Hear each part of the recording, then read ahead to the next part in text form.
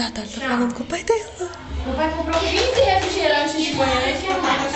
É daí. Passa ali pra mim fazer papo. A minha mãe que fez, não. O seu tio falou que ela Tá chegando? Tá chegando. calma. Eu acho que chegou atrasado hoje. Momento, o pai da Natália chegando. Sabe o que tá vindo? Você está me ouvindo?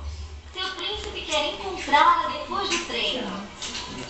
Nada como um treino para incendiar o nosso príncipe.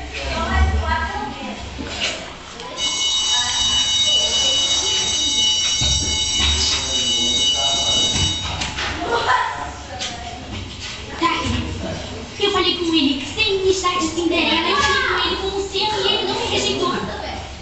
Sério, você contou tudo pra ele? Não, nem tudo. Não essa história de eu ser a Cinderela. Mas eu vou contar tudo logo depois do treino. Você vem aqui. Acha mesmo que eu tô fazendo aqui? Vocês estão filmando aqui dentro. Não,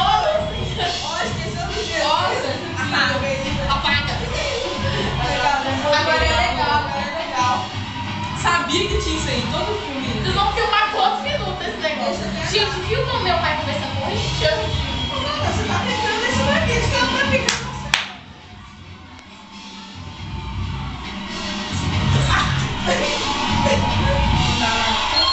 Nossa, não vai entender. Indo lá, Gabi.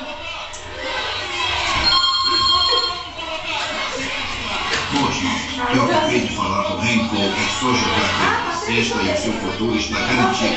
Não. Que bom. Nome não tem erro. Como é que eu mostro? David. Ah, coitado, ele é legal. Acabou, gente. Tira aquilo dali. Nossa, tinha uma. Privacidade, quero privacidade.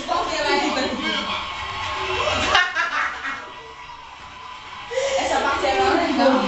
Olha lá, ela vai descobrir que eu não ela vou. tá. Fez um grande Humilhar ela, né, velho? Que isso, gente? É o sapo.